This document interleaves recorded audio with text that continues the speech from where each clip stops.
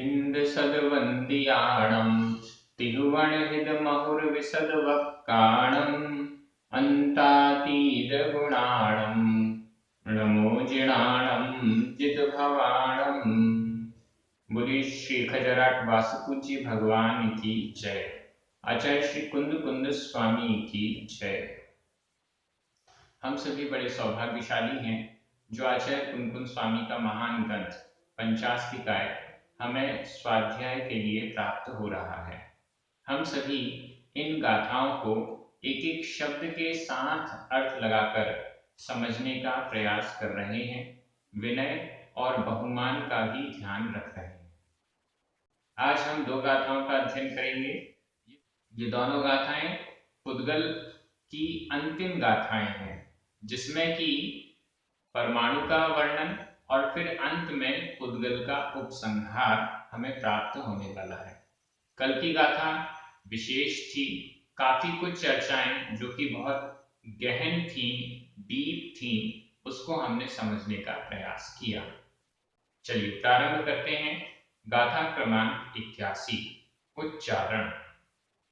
एय एय रस वर्ण वर्ण अधणा उदणा वर्ण गंधम एय रस वर्ण गंधम, ये पूरा एक शब्द है।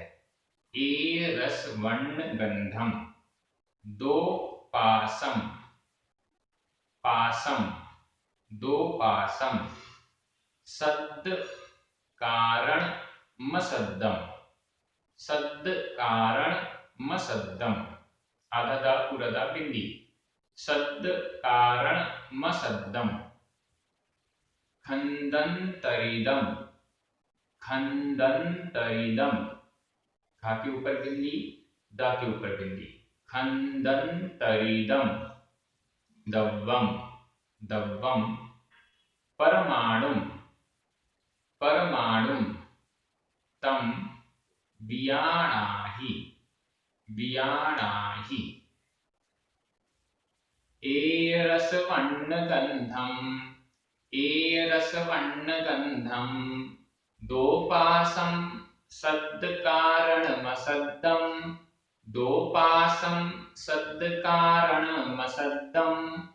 खंदंतरिदम दव्वम खंदंतरिदम दव्वम।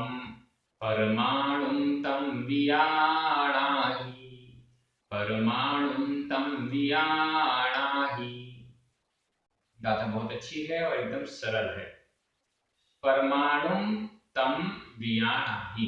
परमाणु तम तम उसको, परमाणु उसको, परमाणु, वियाणाहि जानो, तम उसको, तम दव्वम दव्वम शब्द भी ले लीजिए। उस द्रव्य को परमाणु परमाणु, वियाणाहि जानो। ए रस वर्ण गंधम। परमाणु में पुद्गल में 4 गुण माने गए हैं, होते हैं रस, गंध, वर्ण और स्पर्श। स्पर्श, रस, गंध और वर्ण, सभी पुद्गलों में ये 4 होते हैं। परमाणु में कितने रूप, रस, गंध, वर्ण, स्पर्श आदि होते हैं? तो उसके लिए यहाँ पर ए रस वर्ण गंधम। ए यानी एक रस, एक वर्ण, एक गंध। एक शब्द तीनों के साथ लग जाएगा। परमाणु में एक रस होता है, एक ही वर्ण होता है और एक ही गंध होती है। 5 प्रकार के रस होते हैं। इन 5 प्रकार के रस में से परमाणु में कोई ना कोई एक रस हमेशा रहता है। रस से रहित परमाणु नहीं होता। भले उस रस को हम चख ना पाए, उस रस को हम उसका स्वाद ना ले पाए, हमारी जो जिह्वा इंद्रिय है वो इतनी सक्षम नहीं है कि परमाणु के रस को समझ पाए, लेकिन फिर भी परमाणु में रस होता है। वर्ण, 5 वर्ण हैं, उन 5 वर्णों में से कोई ना कोई एक वर्ण हमेशा परमाणु में रहता है। अब वह वर्ण हमें दिखे या ना दिखे, हमारी चक्षु इंद्रिय में इतनी सामर्थ्य नहीं है कि हम परमाणु के कलर को देख पाए, लेकिन फिर भी परमाणु में वर्ण होता है। हम हवा के वर्ण को देख पाते हैं क्या?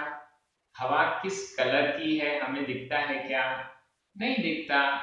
हवा एक अनंत प्रदेशी स्कंध है, फिर भी उसका कलर हमें दिखाई नहीं देता। तो ऐसा होता है, हो सकता है। तो वर्ण यानी रंग, 5 प्रकार के रंगों में से एक, कोई ना कोई एक रंग उसका परमाणु का होता ही है। इसके बाद है गंध। 2 प्रकार की गंध होती है। उन 2 प्रकार की गंध में से दुर्गंध या सुगंध, कोई ना कोई एक गंध परमाणु की होगी ही होगी। इस दृष्टि से परमाणु में एक रस, एक वर्ण, एक गंध ये पाए जाते हैं। और उसके अलावा 2 पासम, 2 यानी 2 पासम, पास, स्पर्श, 2 स्पर्श होते हैं। 8 स्पर्श में से 2 स्पर्श परमाणु में होते हैं। अब ये थोड़ा सा समझना पड़ेगा। रस 5, खट्टा, मीठा, कड़वा, कषायला और चिरपरा। खट्टा, मीठा, कड़वा, कषायला और चिरपरा, 5 वर्ण। अब 5 वर्ण में कई लोगों को दिक्कत होती है, ये वाला रंग नहीं, वो वाला रंग, तो 5 रंग मान लीजिए। मेन 5 वर्ण होते हैं, लाल, पीला, कोई लोग नीला, कोई लोग हरा बोलते हैं, और काला और सफेद। ये 5 वर्ण हो गए। इनको ही आपस में मिक्स करते हैं तो अलग अलग वर्ण बनते जाते हैं, अलग अलग कलर बनते जाते हैं। ये तो विज्ञान भी स्वीकार करता है। गंध 2 है, दुर्गंध और सुगंध, इसमें कोई दिक्कत नहीं। 8 स्पर्श, 8 स्पर्श, हल्का, भारी, रूखा, चिकना, कड़ा, नरम, ठंडा, गर्म, ये 8 हो गए। इसका क्रम ऊपर नीचे हो सकता है, मुझे जैसे याद है वैसे मैं आपको बता रहा हूं। हल्का, भारी, हल्का होना, भारी होना। ये हल्का और भारीपना जो है वो परमाणु में नहीं हो सकता, क्योंकि हल्का और भारी ये तो एक तुलनात्मक रूप से कहा जाता है और स्कंध में ही हो सकता है। कोई स्कंध है, 10 परमाणुओं से मिलकर स्कंध बना। अब वह 10 परमाणु वाला स्कंध हल्का है या भारी है, वो स्कंध में हो सकता है, परमाणु में हल्का और भारीपना नहीं हो सकता है। इसलिए हल्का भारी ये 2 गुण तो परमाणु में नहीं है। फिर रूखा, चिकना। रूखा, रूखा रुक्ष और चिकना स्निग्ध। रूक्ष गुण और स्निग्ध गुण। रूक्ष का मतलब है रूखापन और स्निग्ध का मतलब है चिकनापन। ये रूक्ष और स्निग्ध गुण 2 में से एक परमाणु में पाया जाता है। रूखापना या चिकनापना ये परमाणु में प्रत्येक उद्गल द्रव्य में पाया ही जाता है। या तो रूक्ष गुण से सहित होगा या स्निग्ध गुण से सहित होगा, या तो रूखा होगा या चिकना होगा। इसी रूक्ष और स्निग्ध गुण के कारण एक परमाणु दूसरे परमाणु से जुड़ता है। तो इस दृष्टि से एक गुण तो हमें मिल गया इन 2 में से एक। हल्का, भारी, रूखा, चिकना, कड़ा और नरम। कड़ा यानी टाइट और नरम यानी सॉफ्ट। तो ये कड़ा और नरम भी परमाणु नहीं हो सकता, स्कंध हो सकता है। तो स्कंध में ये गुण पाया जाता है, कड़ा या नरम। परमाणु में ये गुण नहीं पाया जाता। क्यों नहीं पाया जाता? वही 10 परमाणु वाला हमने स्कंध लिया। अब वो 10 परमाणु वाला स्कंध एकदम टाइट पैक है तो कड़ा हो सकता है, और हल्का फुल्का लूज है तो नरम हो सकता है। लेकिन परमाणु जो कि एक ही मात्र है, उसमें कड़कपना और नरमपना ये गुण नहीं पाया जाता है। और फिर अंतिम चौकड़ी में से है ठंडा और गर्म। ठंडा शीत, गर्म उष्ण। शीत गुण और उष्ण गुण, ये होता है ठंडा और गर्म। ये दो में से एक गुण परमाणु में पाया जाता है। प्रत्येक पुद्गल द्रव्य में शीत और उष्ण में से एक गुण पाया जाता है। तो हमारे पास दो गुण कौन से हो गए? या तो स्निग्ध और रूक्ष में से एक, और या तो शीत और उष्ण में से एक। ये दो गुण परमाणु में होते हैं, दो स्पर्श परमाणु में होते ही हैं। तो परमाणु में 5 गुण हो गए टोटल। एक रस, एक वर्ण, एक गंध और 2 स्पर्श, ये हो गए परमाणु के गुण। अगर हम स्कंध की बात करते हैं तो स्कंध में कौन कौन से गुण पाए जाएंगे उसको भी समझ लीजिए। 5 रस में से एक रस होगा, कोई ना कोई एक रस होगा। 5 वर्ण में से कोई ना कोई एक वर्ण होगा। अगर वर्ण मिक्सिंग वाला भी है तो भी उसकी गिनती एक में ही होगी, क्योंकि वो भले लाल और पीला मिलकर कोई दूसरा कलर बन गया, लेकिन वर्ण की गिनती एक ही मानी जाएगी। गंध, दुर्गंध या सुगंध एक ही होगी, ये तो एक एक ही रहते हैं। इसके अलावा स्पर्श, 8 स्पर्श में 2-2 के 4 जोड़े हैं जो कि आपस में विरुद्ध हैं। तो वो 2-2 के 4 जोड़ों में चारों में एक एक गुण स्पर्श का स्कंध में पाया जाता है। तो ये 4 स्पर्श और हो गए। ऐसे करके मतलब ठंडा गर्म में से एक, कड़ा नरम में से एक, स्निग्ध रूक्ष में से एक, हल्का भारी में से एक। तो ये 4 गुण ये स्कंध के हो गए। स्कंध में टोटल हुए 7 गुण, ये 7 गुण पाए जाते हैं। परमाणु और कैसा है? सद्द कारणम असद्दम, संधि विच्छेद कर लीजिए। सद्द कारणम, ण में बिंदी अधमा, और असद्दम, असद्दम का आधमा और आ मिलकर म पूरा हो गया। सद्द कारणम, परमाणु शब्द का कारण है। परमाणु जब स्कंध रूप बनता है तो वह शब्द का कारण तो हो जाता है। परमाणु शब्द का कारण है, शब्द को उत्पन्न कर सकता है। शब्द में वो उपादान कारण भी बन सकता है और अन्य स्कंध रूप बन के वो निमित्त कारण भी बन सकता है। परमाणु स्कंध का रूप धारण करके भविष्य में आगे आने वाले समय में शब्द बन जाता है, इसलिए उसे शब्द का कारण कहा गया है। लेकिन वर्तमान समय में जब वह परमाणु अवस्था में है तो वह अशब्दम, अशब्द है, शब्द नहीं है। परमाणु शब्द नहीं है, शब्द का कारण जरूर है। इस पर पहले भी पिछले भी वीडियोस में व्याख्या आ चुकी है, इसलिए मैं ज्यादा नहीं कह रहा हूं। खंदन तरिदम दव्वम, खंदन तरिदम दव्वम, ये कैसा द्रव्य है? खंदन तरिदम। इसका संधि विच्छेद देख लीजिए, खंद प्लस अंतरिदम। खंद, द में छोटा आ, अंतरिदम का छोटा आ, दोनों मिलकर पहला वाला जो आ है उसका लोप हो गया, तो खंदन तरिदम। खंद स्कंध, अंतरित, स्कंध से अंतरित है, स्कंध से अंतरित है। अंतरित का मतलब होता है दूरवर्ती, स्कंध से बहुत दूरवर्ती है, स्कंध से बहुत दूर है। स्कंध के टुकड़े होते गए होते गए होते गए, जो अंतिम टुकड़ा है जिसका दोबारा कोई विभाग नहीं हो सकता, जिसका टुकड़ा नहीं हो सकता, वह परमाणु, वह परमाणु तम यानी वह, दव्वम वह द्रव्य, परमाणु परमाणु, उस द्रव्य को परमाणु, बियाणाहि जानो, उस द्रव्य को परमाणु जानो। इस दृष्टि से यहाँ पर परमाणु की अच्छी चर्चा हो गई। कुछ इसमें व्याकरण की विशेषताएं देख लेते हैं।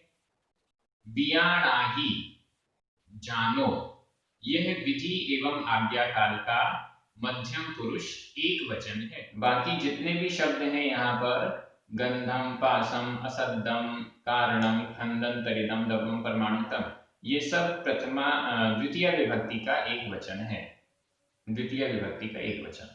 आगे चलते हैं। गाथा क्रमांक 82, 82। उच्चारण।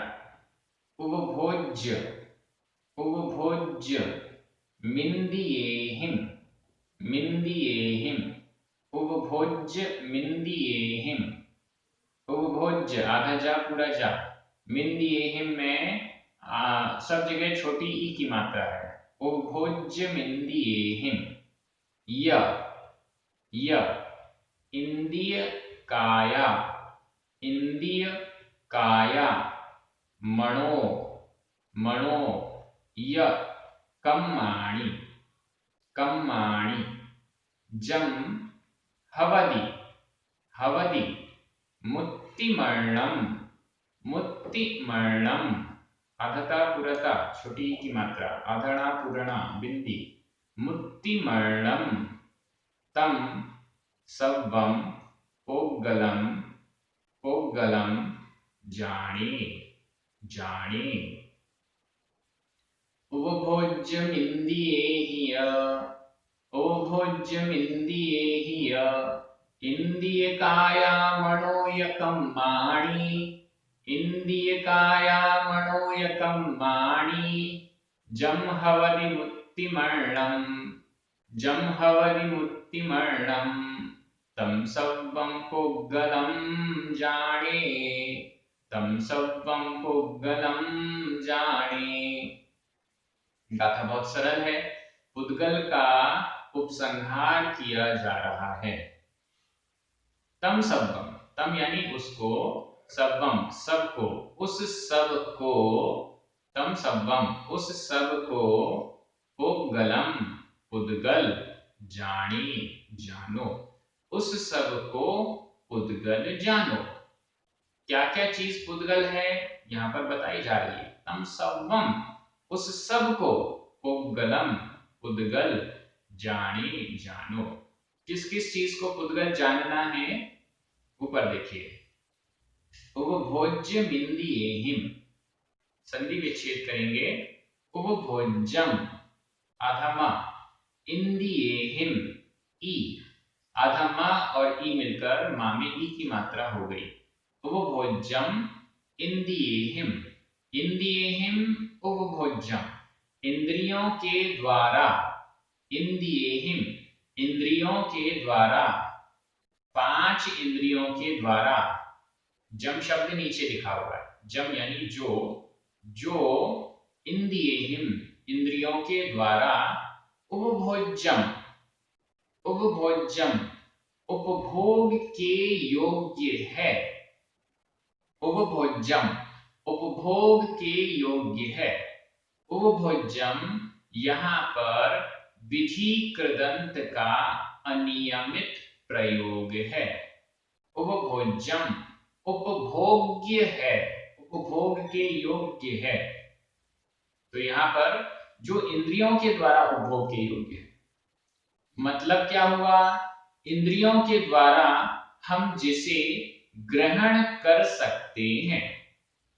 उपभोग शब्द का अर्थ यह नहीं है कि जिसे हम भोग और उपभोग की सामग्री कहते हैं, खाने पीने की सामग्री, इसको उपभोग की सामग्री कहते हैं। परिग्रह वगैरह जो कपड़े पहनते हैं, वस्त्र आदि, जेवर और भी बहुत सारी चीजें, ये सब उपभोग की वस्तुएं हैं नहीं। इसके अलावा भी जो भी हम इंद्रियों से ग्रहण कर सकते हैं वो भी उपभोग के योग्य माना गया है।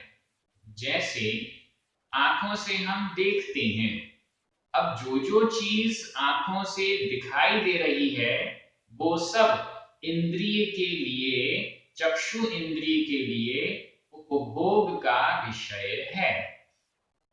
समझने का प्रयास कीजिए। कौन कौन सी चीज पुद्गल है? आंखों से जो जो हमें दिखाई देता है वो आंखों का, चक्षु इंद्रिय का उपभोग का विषय है। जो जो हम स्वाद ले सकते हैं वो सब रसना इंद्रिय के उपभोग का विषय है, पुद्गल है। जिस जिस चीज को हम सूंघ सकते हैं वो सब पुद्गल है। जिस जिस चीज को हम सुन सकते हैं कर्ण इंद्रिय के द्वारा, जो जो शब्द, जो जो ध्वनि हमें सुनाई देती है वो सब कर्ण इंद्रिय के उपभोग के योग्य विषय है, वह भी पुद्गल है। ऐसे स्पर्श, जो जो हम छू सकते हैं वो सारी की सारी सामग्री स्पर्शन इंद्रिय के उपभोग के योग्य है, पुद्गल है। आचार्य कुंकुन स्वामी ने यहाँ जो उपभोज्य इंद्रिय है यही शब्द अन्य और भी एक दो जगह अपने ग्रंथों में प्रयोग किया है और उसमें ये बताया है, वो प्रकरण एकदम अलग है लेकिन उस प्रकरण को भी शब्द का अर्थ दोनों में सेम है। यहाँ भी वही अर्थ दे रहे हैं ये शब्द और उन अन्य गाथाओं में भी वही अर्थ दे रहे हैं। तो जो व्याख्या मैंने यहाँ की है वही आपको वहां लगानी है। वहां जो प्रकरण आएगा उस समय ये व्याख्या कितनी जरूरी है ये आपको तब समझ में आएगा जब आप उस गाथा को देखेंगे। तो यहाँ पर उपभोज्य इंद्रियों के द्वारा जो उपभोग के योग्य है। उपभोग का मतलब इंद्रियों के द्वारा जिसे ग्रहण किया जा सकता है। जो भी शब्द सुनाई देते हैं सारे के सारे उपभोग के, कर्ण इंद्रिय के उपभोग के योग्य हैं, पुद्गल हैं। इंद्रियों से ग्रहण करने योग्य जितने भी विषय हैं सारे के सारे पुद्गल हैं। आगे चलिए और क्या क्या पुद्गल हैं। इंद्रिय काया, या यानी और, इंद्रिय काया, इंद्रिय और काय समास हुआ है इसमें। इंद्रिय काया में इंद्रिय पांच इंद्रियां, काया यानी शरीर, पांचों इंद्रियां पौद्गलिक हैं, पुद्गल हैं। चक्षु इंद्रिय जो ये दिखाई दे रही है, कर्ण इंद्रिय, स्पर्शन इंद्रिय, रसना इंद्रिय, ये सब इंद्रियां पुद्गल हैं। अब समझिएगा, दो प्रकार की इंद्रियां होती हैं, भाव इंद्रिय और द्रव्य इंद्रिय। तत्वार सूत्र में इसका विषय आया है, भाव इंद्रिय और द्रव्य इंद्रिय। इसमें से द्रव्य इंद्रिय जो हमें बाहर ये दिखाई दे रही है, चक्षु, आंख का गोला जहां से हम देखते हैं, या कान, या रसना इंद्रिय, या ये सब स्पर्श, ये सारी चीजें जो बाहर हमें दिखाई देती हैं वो द्रव्य इंद्रिय है, पुद्गल की संरचना है। ये जो स्पर्श हम इस हाथ से करते हैं ये द्रव्य इंद्रिय पुद्गल है, ये पुद्गल यहाँ पर जुड़ा हुआ है। चक्षु में जो बाहर हमें दिखाई देता है वो पुद्गल है, पुद्गल जुड़ा हुआ है। अब इस पुद्गल से चक्षु इंद्रिय द्रव्य इंद्रिय बनी और इसी में फिर भाव इंद्रिय, आत्मा के प्रदेश इसमें जाके अटैच हो गए। चक्षु पूर्ण आत्मा के सभी प्रदेशों में जानने देखने की शक्ति है, आत्मा के सभी प्रदेश देख सकते हैं, लेकिन द्रव्येंद्रिय नहीं है तो मेरा हाथ नहीं देख सकता। इस हाथ में भी जो आत्म प्रदेश हैं उनमें देखने की शक्ति है, लेकिन यहाँ पर द्रव्येंद्रिय नहीं है, आंख की संरचना नहीं है, इस कारण से ये हाथ आंख का काम नहीं कर पाता। द्रव्येंद्रिय की संरचना यहाँ है, पुद्गल यहाँ पर जुड़ा हुआ है, तो इस पुद्गल ने एक मशीन बना दी और उस मशीन के अंदर फिर आत्मा के प्रदेश फिट हो गए और वो देखने का काम कर लेते हैं। तो ऐसा ये वर्णन है। इंद्रियां जो द्रव्येंद्रियां हैं वो पुद्गल हैं और इन द्रव्येंद्रियों से जुड़ा हुआ जो आत्म प्रदेश है वो जीव है, ऐसा समझना चाहिए। तो इस दृष्टि से इंद्रियां भी पुद्गल हैं। काया शरीर, ये शरीर भी पुद्गल है। ये जो पूरा शरीर आपको दिखाई दे रहा है ये पुद्गल है।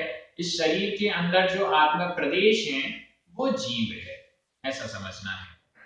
तो यहाँ एकदम स्पष्ट कर दिया, इंद्रियां पुद्गल हैं, काय शरीर, शरीर भी पुद्गल है। जो 5 प्रकार का शरीर है, औदारिक, वैक्रियक, आहारक, तेजस और कार्मण, ये पांचों प्रकार के शरीर भी पुद्गल हैं।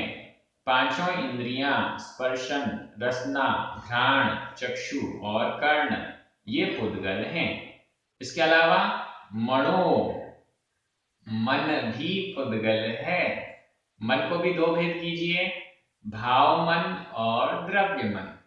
द्रव्य मन मनोवर्गणा, मनोवर्गणा होती है, उस मनोवर्गणा से द्रव्य मन की संरचना बनती है। संरचना बनती है मतलब मन रूपी मशीन हमारे इस शरीर में बनती है, और इस मन रूपी मशीन में फिर आत्म प्रदेश की फिटिंग होती है, और वह फिर सोचने विचारने, मन का जो कार्य है वो करने का काम आत्मा करती है, जीव करता है। तो जो मन है, द्रव्य मन, वह भी पुद्गल है। उस द्रव्य मन के माध्यम से हमारा जो भाव मन है वो चिंतन आदि करता है, ऐसा समझना चाहिए। इंद्रियों के माध्यम से, ये आंख नहीं देख रही है, मैं कई बार पहले भी बोल चुका हूं, ये आंख नहीं देख रही है, आंख के माध्यम से जीव देख रहा है। स्पर्शन इंद्रिय स्पर्श नहीं कर रही है, इस स्पर्शन इंद्रिय के माध्यम से जीव स्पर्श कर रहा है। यह द्रव्य मन नहीं सोच रहा है, इस द्रव्य मन के माध्यम से जीव सोचता विचार करता है। तो ये सब इंद्रियां, मन, ये तो पुद्गल हैं, शरीर पुद्गल है, ऐसा समझना चाहिए। कर्माणि, य और कर्माणि, कर्म, कर्म जितने भी कर्म, कार्मण वर्गनाएं हैं या कर्म जो हमारी आत्मा से बंधे हुए हैं, वो सब पुद्गल हैं। कर्म दिखाई नहीं देते हैं, और ये तो स्पेशल हमारा सबसे बड़ा दुश्मन है, तो उसको बताना तो जरूरी है कि ये कर्म भी पुद्गल है। और इसके अलावा जम हवदि मुत्तिमर्णम, मुत्तिमर्णम का संधि विच्छेद कर लीजिए। मुत्तिम आधा म, अर्णम अ, आधा म और अ मिलकर म पूरा हो गया। जम जो, मुत्तिम मूर्तिक, अर्णम अन्य, हवदि और भी जो मूर्तिक है, और भी जो पदार्थ, और भी जो मूर्तिक पदार्थ हैं, रूपी पदार्थ हैं, और भी जो रूप रस गंध वर्ण से युक्त पदार्थ हैं, अन्नम यानी अन्य, और भी जो अन्य मूर्तिक पदार्थ हवदि होता है, तम सब्बम पुद्गलम जाने, तम सब्बम उन सब को पुद्गल जाने। और भी जो परमाणु, स्कंध, एक प्रदेश में रहने वाला स्कंध, संख्यात प्रदेश में रहने वाला स्कंध, असंख्यात प्रदेश में रहने वाला स्कंध, अनंत प्रदेश में रहने वाला स्कंध, और भी जो जो आपको मूर्तिक दिखाई दे रहा है, और भी जो जो आपको रूपी दिखाई दे रहा है, तम सब्बम, वह सब, पुद्गलो पुद्गलम जाने, पुद्गल जानो, सबको पुद्गल जानो। यह अर्थ हो गया। यहाँ पर जाने, यह विधि एवं आज्ञाकार मध्यम पुरुष एक वचन का क्रिया रूप है। इसके अलावा उपभोज्यम, सब्बम, तम, जम, ये सब प्रथमा विभक्ति का एक वचन, प्रथमा विभक्ति, द्वितीय विभक्ति का एक वचन है। और इंद्रिय काया, कर्माणि प्रथमा विभक्ति का बहुवचन है। हवदि होता है वर्तमान काल अन्य पुरुष एक वचन है। उपभोज्यम विधि कृदंत का प्रयोग है, विधि कृदंत का अनियमित प्रयोग है। इस प्रकार से ये दोनों गाथाएं कंप्लीट हुई। आप सभी बहुत अच्छे से इन गाथाओं के अर्थ को समझ रहे हैं, आचार्य कुनकुन स्वामी के भावों को समझ रहे हैं। आप सभी बहुत आनंद ले रहे हैं इस स्वाध्याय का, ये बहुत अच्छी बात है। हमारे जो पुण्यार्जक हैं जिनके निमित्त से ये स्वाध्याय परमानेंट हो रहा है YouTube पर, उनको भी बहुत बहुत धन्यवाद। जिनवाणी माता की जय।